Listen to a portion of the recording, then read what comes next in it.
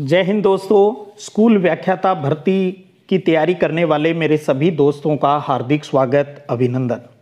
आज हम आपके एजुकेशनल मैनेजमेंट की जो टेस्ट सीरीज़ है वो स्टार्ट कर रहे हैं और आज हम राजस्थान का शैक्षिक परिदृश्य वाला जो पोर्शन है उस पर आधारित क्वेश्चन लेकर आए हैं। इसमें अब तक आपने जो पढ़ा है उस पर आधारित है और कुछ साथ में ये भी जानने की कोशिश की जा रही है भी राजस्थान के शिक्षा विभाग से संबंधित आप कितने अपडेट हो। आज की जो ये सीरीज है ये कंप्लीट राजस्थान के शैक्षिक परिदृश्य के अलग अलग टॉपिक से उठाए गए क्वेश्चन हैं। इनको करके आपको अपनी तैयारी और समझ है उसकी परख है वो करनी है। उसके बाद अगले वीक से आपको बताना चाहूँ हम टॉपिक वाइज टेस्ट है वो लिया करेंगे ताकि एक टॉपिक से जितने मैक्सिमम क्वेश्चन आ सकते हैं, अलग अलग तरीके से बन सकते हैं, उनका हम अभ्यास है वो कर सकें। तो आप अपनी तैयारी को है वो लगातार सतत रूप से करते रहिएगा। तो आज हम स्टार्ट कर रहे हैं अपनी एजुकेशनल मैनेजमेंट टेस्ट सीरीज़ को, जिसमें नाम दिया है मैंने EMT फर्स्ट। चलिए स्टार्ट करते हैं। आज का पहला प्रश्न देखिए आपके सामने है। प्रश्न है कि निम्न में से किन सेवारत शिक्षकों को उच्च अध्ययन शिक्षा संस्थान, जिसे कहा जाता है शॉर्टकट इंग्लिश में IASE भी IASE है, ये किन को ट्रेनिंग देता है? ऑप्शन है पहला केवल सेकंड ग्रेड को यानी वरिष्ठ अध्यापक को, दूसरा केवल स्कूल व्याख्याता को, तीसरा ऑप्शन 1 व 2 दोनों, और चौथा ऑप्शन है केवल महिलाओं को यानी महिला शिक्षकों को। सोच लीजिए आप पहले IASE किन को ट्रेनिंग देता है। तो सही उत्तर है इसका ऑप्शन 3 यानी ये सेकंड ग्रेड और लेक्चरर दोनों को ही प्रशिक्षण देता है, सेवारत यानी इन सर्विस ट्रेनिंग प्रदान करता है IASE। अब आपके याद होना चाहिए भी राजस्थान में कुल कितनी IASE है? 2 है। कहाँ कहाँ है? एक तो है बीकानेर में और दूसरी कहाँ पर है? वो है अजमेर में। चलिए आगे बात करते हैं दूसरे प्रश्न के ऊपर। IASE तथा डाइट्स को शैक्षिक मार्गदर्शन एवं संबलन प्रदान करने वाली राज्य की नोडल एजेंसी कौन सी है? ऑप्शन है SCERT, दूसरा समसा, तीसरा BSER और चौथा RSTB। सोचिएगा क्या होगा इसका सही उत्तर। IASE और डाइट इन दोनों को मार्गदर्शन भी दे रहा है और संबलन भी प्रदान करने वाली नोडल एजेंसी। यहाँ पहला ऑप्शन है RSCERT जो उदयपुर में, समसा यानी समग्र शिक्षा अभियान, ये है BSER यानी माध्यमिक शिक्षा बोर्ड राजस्थान, और ये है RSTB यानी Rajasthan state text book board. सही उत्तर क्या होगा? और वो है ऑप्शन 1 RSCERT जो उदयपुर के अंदर है। ये IASE और डाइट इनको मार्गदर्शन और संबलन प्रदान करता है और साथ में आपको याद होगा इन दोनों का जो वार्षिक कैलेंडर है, पंचांग जिसको कहते हैं साल भर की गतिविधियों का, वो भी SCERT ही जारी करता है। स्थापना कब हुई ये अपने आप में इंपॉर्टेंट है और वो है 11 नवंबर 1978 को SIERT के रूप में, SIERT के रूप में इसकी स्थापना हुई थी उदयपुर में। I यानी इंस्टीट्यूट। अब उसके बाद में क्या हुआ ये भी अपने आप में इंपॉर्टेंट है।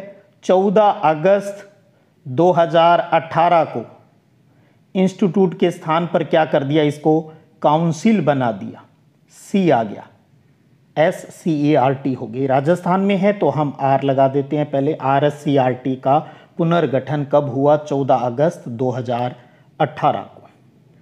चलिए अगला प्रश्न देखते हैं, तीसरा प्रश्न। राजस्थान शिक्षा विभाग द्वारा वैश्विक महामारी अवधि में बच्चों को घर से पढ़ सकने की सुविधा प्रदान करने हेतु प्रारंभ किए गए कार्यक्रम का नाम क्या है? दीक्षा कार्यक्रम, सहेली कार्यक्रम, स्माइल कार्यक्रम या इमली कार्यक्रम। आज की इस टेस्ट सीरीज में हमने कुछ क्वेश्चन प्रीवियस एग्जाम में आए हुए वो लिए हैं, कुछ क्वेश्चन जो प्रीवियस एग्जाम में आए लेकिन उनके अंदर का मटेरियल है वो चेंज हो गया है, तो उसको भी आधार रखा है। बहुत से नए क्वेश्चन हैं वो भी ऐड किए हैं। और आपने ये प्रीवियस एग्जाम में एचएम वाली भर्ती में आया हुआ प्रश्न है। तो कौन सा कार्यक्रम होगा? वैश्विक महामारी यानी कोविड-19 के दौरान कौन सा कार्यक्रम, ताकि बच्चों की पढ़ाई रुके नहीं, और वो है अपना स्माइल कार्यक्रम। अब आपको स्माइल यानी SMILE मुस्कान कार्यक्रम, स्माइल की फुल फॉर्म आपको आनी चाहिए। और कब स्टार्ट हुआ राजस्थान के अंदर? 13 अप्रैल 2020। इसके संबंध में मूल काम कौन से इंस्टीट्यूट ने किया? वो है अपना SCERT उदयपुर। और ये वही स्माइल कार्यक्रम जिसमें मैंने भी सतत रूप से जो अपना योगदान है वो दिया। अगला प्रश्न है बहुत प्यारा, आपको पता है एक क्वेश्चन फुल फॉर्म वाले आने की संभावना रहती है। उसी तर्ज के ऊपर दीक्षा पोर्टल है एक, उसका पूरा नाम क्या है? Digital initiative for knowledge sharing, district initiative for knowledge sharing, digital infrastructure for knowledge sharing, district information system for knowledge sharing. बहुत प्यारा प्रश्न है, सोचिएगा क्या होगा इसका सही उत्तर। दीक्षा, इसका पूरा नाम बताना है, सोच लीजिएगा थोड़ा सा। पहले तो डी का ये सोच लो भी, डिजिटल आएगा, डिस्ट्रिक्ट आएगा, भी जिला आएगा, तो उस आधार पर दो ऑप्शन कट जाएंगे। तो डी का हमें क्या पता है भी, डिजिटल में से आएगा। अब ये डिजिटल या ये डिजिटल, अब उत्तर 1 और 3 में से कोई होगा। अब फिर आई की बात आ जाती है, इनिशिएटिव या इंफ्रास्ट्रक्चर, क्योंकि बाकी तो सब सेम है। तो दीक्षा का पूरा नाम क्या है? डिजिटल इंफ्रास्ट्रक्चर फॉर नॉलेज, के का मतलब knowledge, for knowledge sharing, SHA जो लास्ट में लिखा हुआ है इसका मतलब है शेयरिंग, शेयरिंग का SHA लिया गया है। तो डी यानी डिजिटल, आई यानी इंफ्रास्ट्रक्चर और के यानी नॉलेज और SHA का मतलब है शेयरिंग। तो सही उत्तर हो गया अपना ऑप्शन 3। आप साथ में अपना देखते रहें भी किस तरीके से आप सोच रहे हो, कर रहे हो। अगला प्रश्न देखिएगा, SCERT का सर्वांगीण विकास एवं सामाजिक न्याय प्रभाग निम्न में से कौन सा कार्य नहीं करता है? कला शिक्षा, जनसंख्या शिक्षा, बालिका शिक्षा या कंप्यूटर शिक्षा, इनमें से कौन सा काम नहीं करता? अब प्रश्न पर आ जाएं वापस। आपने पढ़ लिया, ऑप्शन देख लिए। अब कई बार जो एग्जाम में त्रुटि होती है, SCERT उदयपुर की बात हो रही है और उसका एक विभाग दिया है सर्वांगीण विकास और सामाजिक न्याय प्रभाग। ये कौन सा काम नहीं करता है? नहीं करता। कई बार है ना, यहां भी गलती हो जाती है, करता है या नहीं करता। क्या पूछा था? पूछा है। तो देखिएगा, कला शिक्षा का काम करता है, बालिका शिक्षा का काम करता है, जनसंख्या शिक्षा का काम करता है, और इसके पास कौन सा काम नहीं है? कंप्यूटर शिक्षा का काम इसके पास नहीं है। अब आपके दिमाग में ये आ जाना चाहिए, कंप्यूटर शिक्षा दिया है तो ये कौन से प्रभाग में जाएगा? आपको पता है SCERT के टोटल 6 प्रभाग हैं। अपडेट रहिएगा, पुरानी बुक या मैटर का कोई बुक आपके पास है तो वहां आप देखेंगे 9 प्रभाग दिए हैं। वो पुरानी बातें हो गई जी, 2018 के बाद में बहुत कुछ चेंज हो गया। जो प्रभाग हैं वो 6 हैं। 6 में से 5 जो प्रभाग हैं वो तो उदयपुर के अंदर है, और इसका एक प्रभाग है वो कहां पर है? अजमेर के अंदर है, जिसको हम आज भी शॉर्टकट IT सेल बोलते हैं, वो अजमेर में है। तो IT जो सेल है वो ही कंप्यूटर पर काम, कंप्यूटर संबंधी काम है वो करती है। हमने अभी किया था ना स्माइल का जो कार्यक्रम है वो SCERT ने सारा मैनेज किया, विभागीय शिक्षा विभाग के आदेशानुसार। और SCERT में भी प्रभाग की बात आ जाती है तो ये जो इसका 4 नंबर का जो प्रभाग आता है इनकी कैलकुलेशन में, जो अजमेर में है, उस प्रभाग ने इसका सारा काम स्माइल वाला देखा था। तो कौन सा हो गया इसका उत्तर? 4 नंबर ऑप्शन। अगला प्रश्न देखिएगा छठा, SCERT की शासी परिषद का अध्यक्ष होता है। बहुत प्यारा प्रश्न है, इस प्रकार के एक प्रश्न आने की संभावना। SCERT उदयपुर के अंदर है, उसकी शासी परिषद यानी गवर्निंग काउंसिल GC का अध्यक्ष है कौन होता है? मुख्यमंत्री, शिक्षा मंत्री, आयुक्त, शिक्षा निदेशक, या इसी प्रकार का ऑप्शन आपको मिल सकता है भी प्रमुख शासन सचिव शिक्षा विभाग का। तो इन्हीं 4-5 ऑप्शनों में आपको वहां मिलता है। हाँ, राज्यपाल भी हो सकता है एक ऑप्शन। तो इस प्रकार के 6 ऑप्शनों में मिलेगा। ऐसा किसी भी इंस्टीट्यूट से संबंधित अगर कोई प्रश्न आता है तो शासी परिषद किसकी? SCERT। अध्यक्ष कौन होता है? अध्यक्ष होता है शिक्षा मंत्री। शिक्षा मंत्री इसका अध्यक्ष होता है। आपको पता है एक इसकी एग्जीक्यूटिव कमेटी होती है जिसको निष्पादन समिति बोलते हैं, और निष्पादन समिति का जो मुखिया होता है उसको चेयरमैन कहा जाता है। चेयरमैन हिंदी में बोलते हैं सभापति, और वो कौन होता है? शिक्षा विभाग का प्रमुख शासन सचिव होता है, वो उसका चेयरमैन होता है। अगला प्रश्न देखिएगा 7वां, कि IASC यानी उच्च अध्ययन शिक्षा संस्थान के कार्यक्रमों में निम्न में से कौन सा शामिल नहीं है? अब ऐसा ही क्वेश्चन हमने 1 नंबर पे किया था IASC, वहां पर हमने ये बात की थी किनको ट्रेनिंग देता है सेवारत में। अब तब हमने कहा था ये बीकानेर और अजमेर के अंदर है और ये 2nd ग्रेड और लेक्चरर को ये ट्रेनिंग देते हैं। अब ये कह रहा है भी ये बहुत से काम करता है, उनमें से कौन सा इसके अंदर शामिल नहीं है उसके कार्यों में? सेवा पूर्व शिक्षक प्रशिक्षण, सेवारत शिक्षक प्रशिक्षण, क्रियात्मक अनुसंधान, या शिक्षक शिक्षा के लिए सेवा शर्तें, कौन सा नहीं करता? सोचिएगा। तो देखिए IASC जो काम करता है प्री सर्विस के लिए भी काम करता है, जिसके अंतर्गत ये क्या करवाता है? हमें पता है ये B.Ed करवाता है, ये M.Ed करवाता है, ये M.Phil करवाता है एजुकेशन के अंदर, और ये PhD भी करवाता है एजुकेशन के अंदर। तो ये सेवा पूर्व शिक्षक प्रशिक्षण का काम करता है। सेवारत में हमें पता है ये 2nd ग्रेड और 1st ग्रेड और बाकी जो अधिकारी है प्रिंसिपल्स हैं उनको भी ट्रेनिंग देता ही है। एक्शन रिसर्च यानी जो करंट में कोई भी समस्याएं आती हैं उन समस्याओं का समाधान करता है। इसके लिए तो चाहे वो SCERT या IASC है, डाइट है, क्रियात्मक अनुसंधान तो होगा ही होगा। स्कूल की जो करंट में कोई प्रॉब्लम्स है उसका सॉल्यूशन तो ढूंढना ही होगा, वही एक्शन रिसर्च कहलाता है। तो कौन सा नहीं है फिर? 4 नंबर, शिक्षक शिक्षा के लिए सेवा शर्तें, इस पर काम नहीं करता। एक टीचर लगने की योग्यता क्या होनी चाहिए?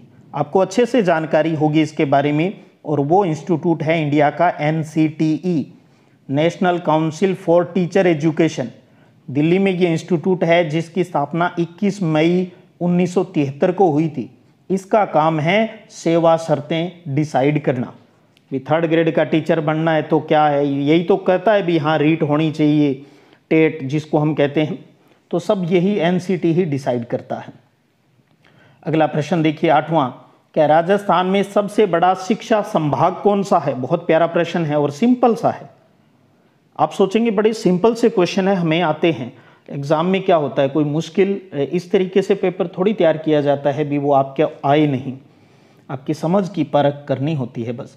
राजस्थान में सबसे बड़ा शिक्षा संभाग कौन सा है? अब सबसे पहले तो ये पता होना चाहिए राजस्थान में शैक्षिक दृष्टि से संभाग कितने हैं भाई? टोटल 9 संभाग हैं। पहले 7 ही होते थे, बाद में आपको पता है 2 और बना दिए थे। कब? 2013 के अंदर 2 नए संभाग बना दिए गए थे। एक बीकानेर में बना दिया था और दूसरा पाली में। तो पहले 7 थे, फिर बीकानेर और पाली 2 बन गए तो 9 हो गए। प्रशासनिक दृष्टि से तो 7 ही संभाग है, लेकिन एजुकेशन की दृष्टि से टोटल 9 संभाग। तो सबसे बड़ा शिक्षा संभाग का मतलब है जो ज़्यादा एरिया को यानी ज़्यादा डिस्ट्रिक्ट को कवर करता है। तो सही उत्तर क्या होगा?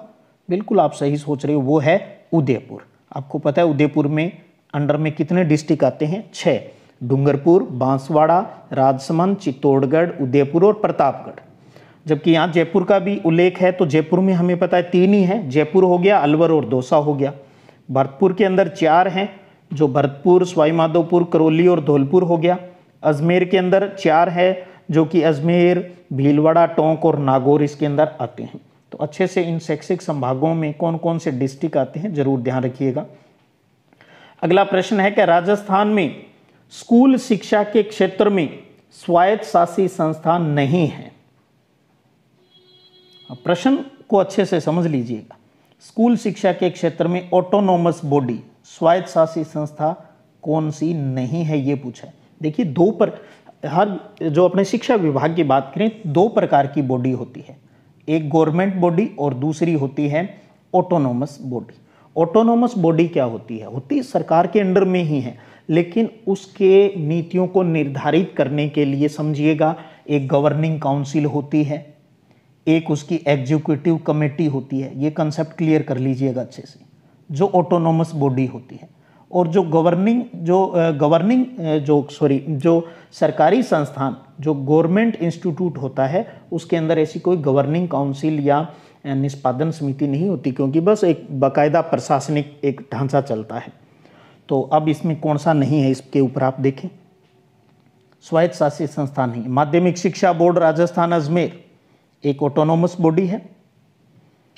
राजस्थान स्टेट ओपन स्कूल है, ये भी एक ऑटोनोमस बॉडी है। राजस्थान राज्य पाठ्य पुस्तक मंडल, ये भी एक ऑटोनोमस बॉडी है।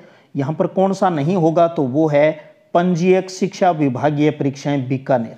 रजिस्ट्रार जो होता है शिक्षा विभागीय परीक्षाएं बीकानेर, ये एक ऑटोनोमस बॉडी नहीं है, ये गवर्नमेंट बॉडी है। अगला प्रश्न देखिएगा 10वां, एकलव्य पुरस्कार तथा मीरा पुरस्कार का संबंध किस संस्थान से है। ऑप्शन वही जो अभी आपने ऊपर देखे, वही सेम ऑप्शन है, हमें प्रश्न को समझना है। एकलव्य पुरस्कार और मीरा पुरस्कार, बहुत प्यारा प्रश्न है। कौन देता है, आपको पता है ना।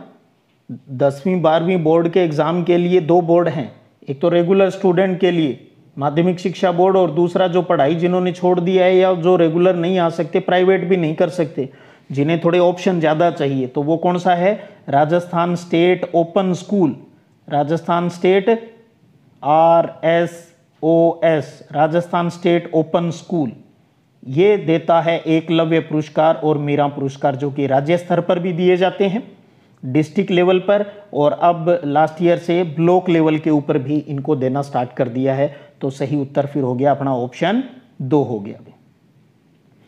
अगला प्रश्न देखिए 11वां, कि राष्ट्रपिता महात्मा गांधी की 150वीं जयंती के उपलक्ष्य में राजस्थान में अंग्रेजी माध्यम के किन विद्यालयों की स्थापना की गई है। राष्ट्रपिता महात्मा गांधी की 150वीं जयंती के ऊपर राजस्थान में अंग्रेजी माध्यम के स्कूल खोले गए, वो कौन से हैं। स्वामी विवेकानंद मॉडल स्कूल, महात्मा गांधी शारदीय आवासीय, या सुभाष चंद्र बोस राजकीय स्कूल। तो क्या होगा सही, इसमें आप कंफ्यूजन नहीं होगा शायद आपको कोई, और वो है ऑप्शन 2, महात्मा गांधी राजकीय स्कूल अंग्रेजी माध्यम के खोले गए हैं। उसके साथ साथ आपको ये भी याद आ गया होगा, जब आपने माध्यमिक शिक्षा बोर्ड पढ़ा है, तो बोर्ड ने भी गांधी जी की 150वीं जयंती के ऊपर स्कूल और कॉलेज के अंदर गांधी विचार संस्कार परीक्षा 2019 में करवाई, और सर्वोदय विचार परीक्षा है वो 2021 में आयोजित की थी। अगला प्रश्न इसी महात्मा गांधी राजकीय स्कूल से रिलेटेड एक प्यारा सा प्रश्न आपकी नॉलेज परखेगा। 1 जुलाई 2019 से राजस्थान सरकार द्वारा पहला महात्मा गांधी अंग्रेजी माध्यम स्कूल कहाँ शुरू किया गया। आपको पता है ये बड़ा इनका प्रोजेक्ट है गवर्नमेंट का, वर्तमान गवर्नमेंट का, तो इसलिए ऐसे प्रश्न भी दिमाग में होनी ज़रूरी हैं। 1 जुलाई 2019 से राजस्थान सरकार द्वारा पहला महात्मा गांधी अंग्रेजी माध्यम स्कूल कहाँ शुरू किया गया। जयपुर, चित्तौड़गढ़, जोधपुर या हनुमानगढ़। थोड़ा सा स्मरण कीजिएगा, कहीं पढ़ा हो, कहीं देखा हो। और सही उत्तर है वो है जयपुर मानसरोवर के अंदर। मानसरोवर जयपुर के अंदर पहला अंग्रेजी माध्यम महात्मा गांधी के नाम पर स्कूल खोला गया था। और ये भी ध्यान रख लीजिएगा, दूसरा चित्तौड़गढ़ के अंदर, वही 2019 के अंदर, क्योंकि 2019-20 के सेशन में राजस्थान के सभी 33 जिलों के अंदर डिस्ट्रिक्ट हेडक्वार्टर के ऊपर अंग्रेजी माध्यम स्कूल है वो खोल दिए थे। आपको पता है ना, स्वामी विवेकानंद मॉडल स्कूल भी है जो कि समसा द्वारा संचालित होते हैं। वो CBSE बोर्ड पर स्कूल है, CBSE की तर्ज पर है। और ये जो स्कूल है ना अपने महात्मा गांधी वाले, ध्यान रखिएगा, ये RBSE बोर्ड के ऊपर है। Rajasthan board of secondary education, बस माध्यम इंग्लिश है। तो 2019-20 के सेशन में टोटल 33 डिस्ट्रिक्ट हेडक्वार्टर पर खोले गए थे ये स्कूल, और पहला जो खोला गया वो जयपुर मानसरोवर के अंदर। अगला प्रश्न देखिएगा 13वां, राजस्थान में राजीव गांधी कैरियर पोर्टल ये कब प्रारंभ किया गया? 2019 के ही हैं सारे, फरवरी, जनवरी, मई या अगस्त, कोई संभावित तिथि? तो ध्यान रखिएगा, राजस्थान में राजीव गांधी कैरियर पोर्टल है, जहां बच्चों को अपने स्कूल एजुकेशन के बाद किस प्रकार का कैरियर, 10वीं के बाद कौन सा सब्जेक्ट ले सकते हो, 12वीं के बाद आप और क्या कुछ कर सकते हो, इसके संबंध में पूरी जानकारी यहाँ पर उपलब्ध रहती है। ये कब प्रारंभ किया राजस्थान में, तो उसकी सही तारीख क्या है आपने सोच लिया होगा, वो है 6 फरवरी 2019। 6 फरवरी 2019 को इसको प्रारंभ किया गया। अगला प्रश्न देखिएगा 14वां, क्या राजकीय विद्यालयों में बच्चों पर बस्ते के बोझ को कम करने की पहल किस राज्य ने की है? केरल, कर्नाटक, राजस्थान या तेलंगाना? तो इस प्रकार के प्रश्न जहां आपको अगर दिमाग में नहीं आ रहा तो सीधा अपने साथ जाइएगा, अपने स्टेट के साथ, और वो है राजस्थान। बस्ते के बोझ को कम करने की पहल किस राज्य ने की थी? राजस्थान ने। भी भारी भरकम बस्ते से बच्चों का पिंड छुटाया जाए, किताबें कम कर दो या जॉइंट कर दो, 3-3 महीने वाले हिसाब से कर दो, कई प्लानिंगें इसके तहत की गई। 15वां प्रश्न देखिएगा, राजस्थान सरकार के स्कूल शिक्षा विभाग द्वारा शाला दर्पण इंटीग्रेटेड पोर्टल का शुभारंभ कब किया गया? दीजिए, अभी एक तो राजीव गांधी पोर्टल का आ गया और दूसरा शाला दर्पण इंटीग्रेटेड पोर्टल। अब ज़्यादा टेंशन मत लीजिएगा, इस प्रकार से जो भी अंदर के या राजस्थान के संदर्भ में कुछ एक्स्ट्रा प्रश्न कोई बनेंगे तो वो अपने टेस्ट सीरीज के माध्यम से आपको मिलते रहेंगे। कुछ चीज़ें मैं नोट्स के अंदर भी ऐड कर भी दिए और आगे भी कर दूंगा। शाला दर्पण इंटीग्रेटेड पोर्टल का शुभारंभ कब किया? 3 ऑप्शन 2019 के हैं, एक 2020 का है। सही उत्तर क्या है? और वो है जून 2019।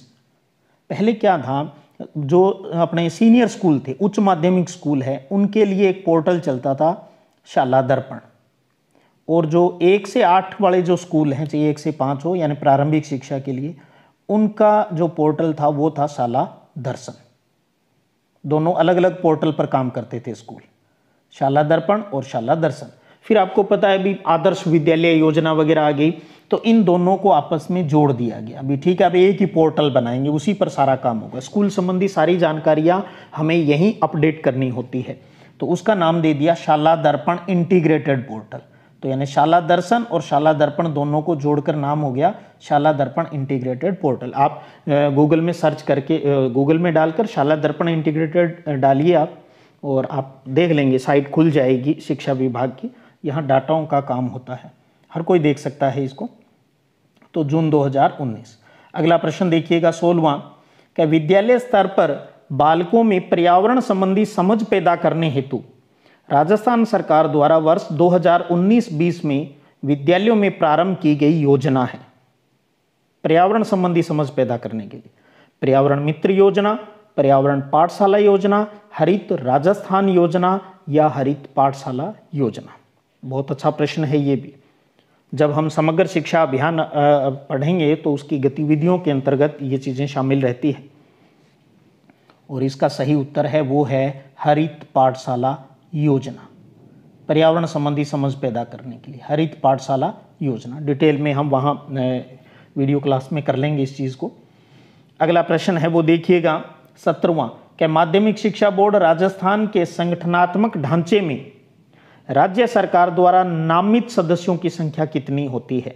17, 15, 11 या 7? वीडियो क्लास में भी हमने इसके ऊपर पूरी चर्चा की, और अब तो यहाँ गलत होने का मतलब ही नहीं है, जिन्होंने पूरे वीडियो देख रखे हैं हर चीज़ क्लियर की हुई है।